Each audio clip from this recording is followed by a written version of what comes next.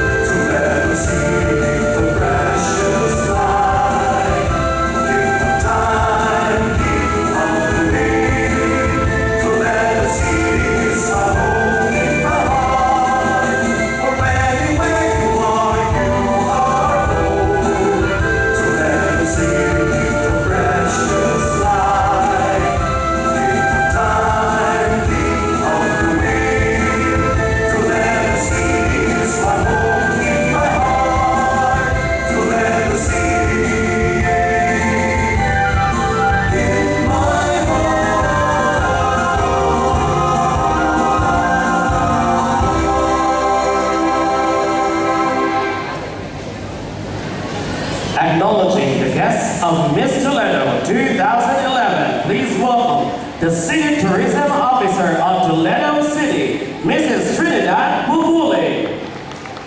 Good evening, ladies and gentlemen. Mayong gabi. Mayong gabi na tanan. Mayong gabi. Okay, thank you so much.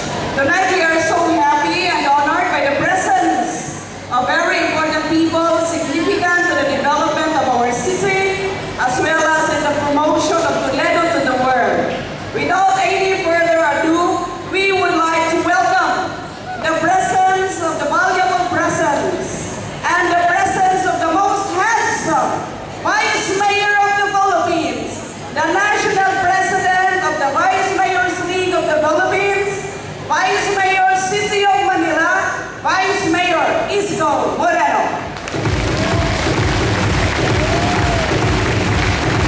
Welcome to Toledo City, sir. Of course, our host for this evening, Lipod Katuknan o Dili Kalabwan ni Sir Isko, at ato ang very available Bachelor, Mayor Rudy Espinosa.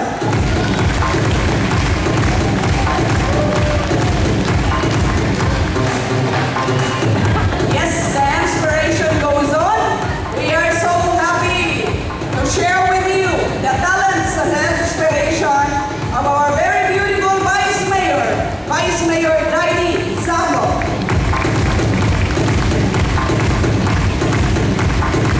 In advance, we would like to acknowledge and appreciate the presence of the Vice Mayors from the different municipalities of the province of Cebu. The Honorable Ami Dio, our City Councilor, good evening, Madam.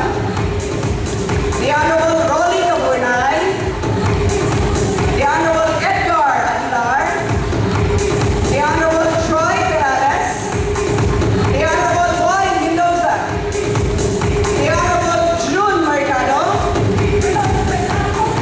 our outgoing Miss Toledo 2010, Miss Nicole Key, and we give this respect and honor to our leader who is always behind the scene and yet so active, so inspiring, Mrs. Eleuteria Alves, President, Miss Toledo City Foundation Incorporated.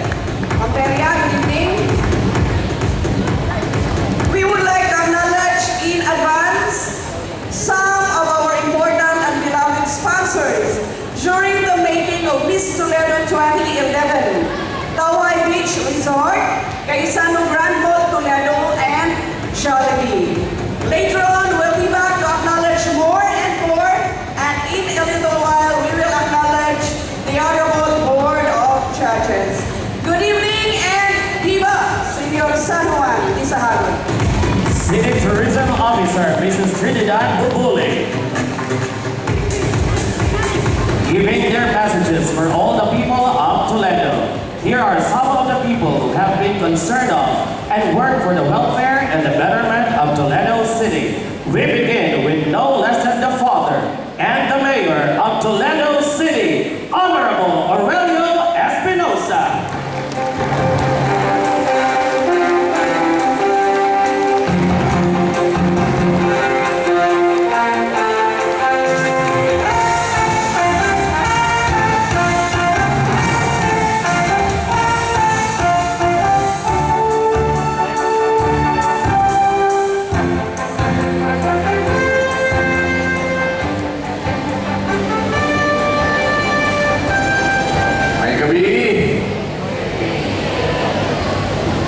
Congressman Pablo Jan Garcia is coming.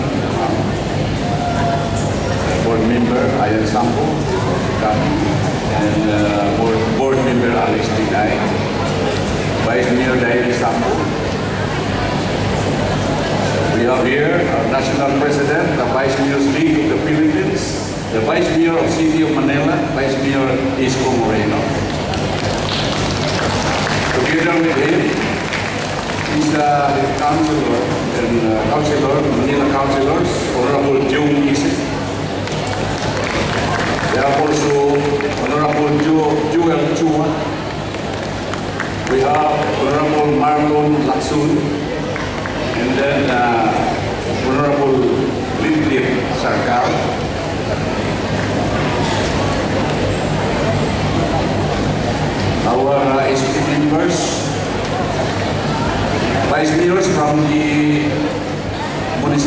counties and cities of the Cebu province. Mrs. Eleuteria Alves, the president of Miss Toledo Foundation Incorporated. Sponsors, honorable judges, good evening. Our yearly Thanksgiving is highlighted with the search and coronation of the Miss Toledo. As a tradition, we have to crown the most beautiful and the most intelligent lady among the 13 candidates. We are proud to showcase young role models who know their important responsibilities in our society. Allow me to say congratulations to all of us for this endeavor, showcasing young women, encouraging them to help to become forerunners of our development, and at the same time taking care of our values as admirable, courageous, and friendly people. Pinaagi sa atong mga batanon na dunay pagmahal o pag-amping sa atong dakbayan, mahimo ang Toledo City a beautiful city. To the Miss Toledo Foundation Incorporated under the leadership of Mrs. Teria Alves, congratulations. Padayon kamo sa inyong dalaygon na kalihukan. To all our guests, enjoy the show and feel the warmth of Toledanos. Happy Fiesta to all of us. The father and the mayor of Toledo City, Honorable Aurelio Espinosa. We would like to acknowledge once again the councilors from the city of Manila, Honorable Marlon Lacson, Honorable John Isip, and Honorable Joel Chua. Let us all hear this time the words from the National President of the Vice Mayor's League of the Philippines, Vice Mayor of the City of Manila, Honorable Isko Moreno.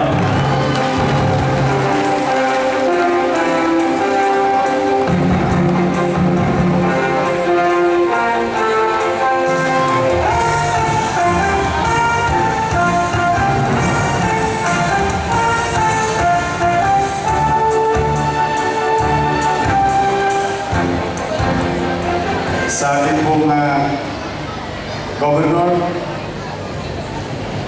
Honorable Ben Garcia, sa ating pong Congressman Pablo Garcia, sa ating pong Mayor na inyong minamahal, Mayor Aurelio Rudy Espinosa, sa ating pong magandang Vice Mayor, yata pinakamagandang Vice Mayor ng member namin sa Vice Mayor's League, taga Toledo pa. Vice Mayor Eileen Kaidi Sambo, and to our Vice Mayor also, who is a member of the Vice Mayor's League, Vice Mayor Eileen Manatas, and Vice Mayor Rosie Pinghay. To our councilors, Sangguniang Bayan member, Honorable Lani Depio, Honorable June Mercado, Honorable Boy Mendoza, Honorable Eric Espinosa, Honorable Joy Perales, Honorable Nick Pipito, Honorable Rolly Capurnay, Honorable Edgar Aguilar, and Honorable Leo Elino. At sa inyo pong lahat na taga Toledo City, maayong gabi kaninyong tanan. Sabi nila, ang mga Cebuano raw malalambing, ihigugma ko kamo.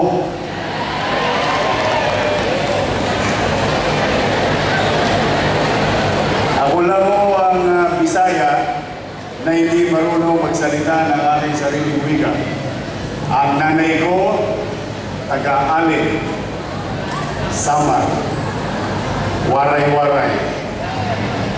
Sabi ng nanay ko, nung makulit ako, waray upay daw ako.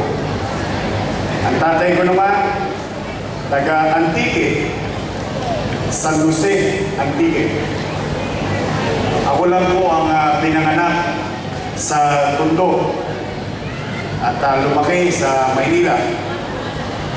Kami po ng mga kasama kong konsyel ng Maynila ay nagaganap na bumisita sa inyong bayan upang makita namin kung paano nyo nilulugsad ang pagdiriwang ng inyong kapistahan ni San Juan de Sahagún.